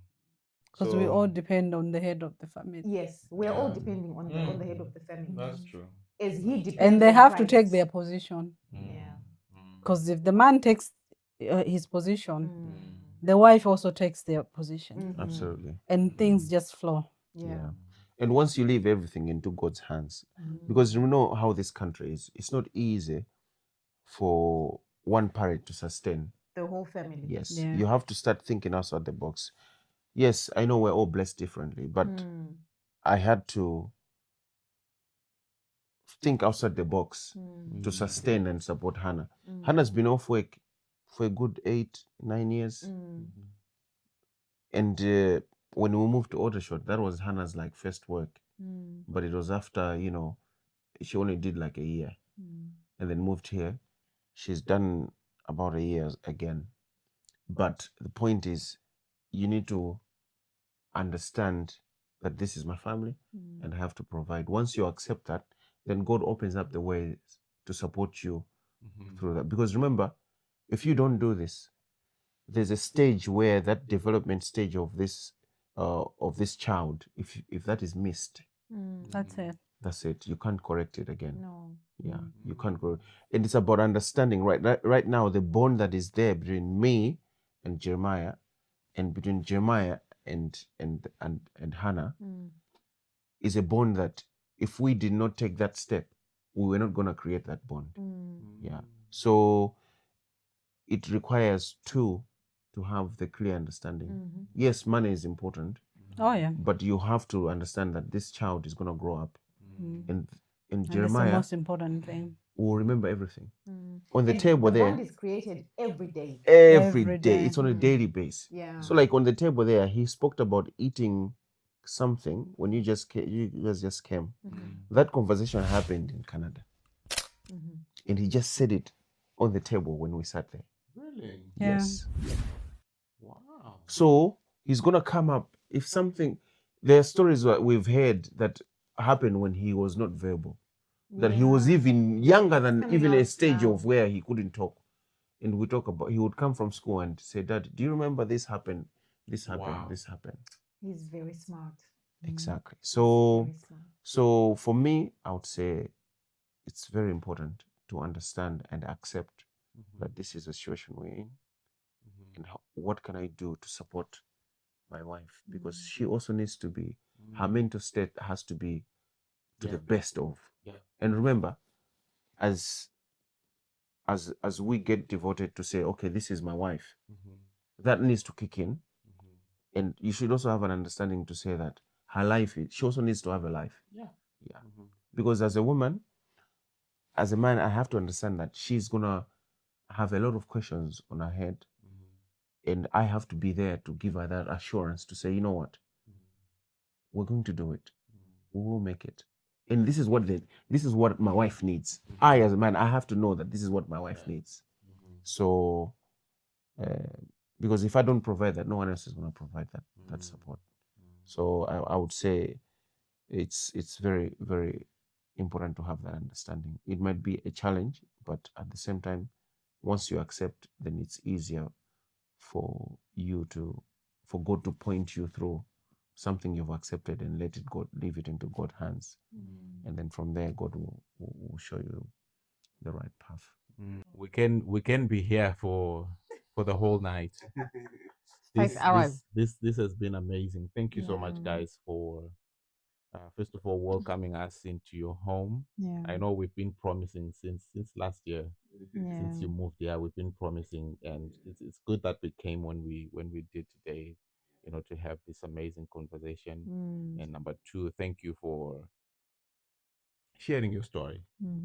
I know this story is going to touch many hearts, and it's going to change To lives. change many It's going lives. to change many lives.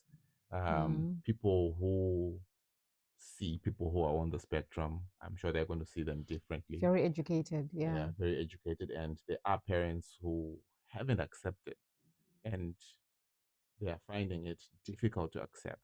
And they have to know that, you know, their children can even go and become doctors and become engineers and become all these things. I think one thing that scares a lot of parents to accept, they're scared of the label. Yes. Oh, so people should say my child is autistic. People say my child has got ADHD, has got all this and all that. But you have to realize that it's not about you. It's not for you. Even when you're accepting, you're not accepting it for you. You're accepting it for your child to get the right support, for your child to thrive, because they're their own. Your child is an individual. Yeah. So it's for them. It's not for you. If you have any questions about what we discussed here today, don't forget you can DM Comment, us, yeah. or you can leave a question in the comments, and then we'll be sure to reply. I'm sure this is not the last time we're going to have you guys. I'm sure we're going to have a follow up. Our boy Maya is still growing, and will be obviously want to see we are keen to see how he's going to turn out and how his life is going to turn out. So yeah, so this is it. Do you have anything else, babe? Thank you so much, guys, for watching, and see you again.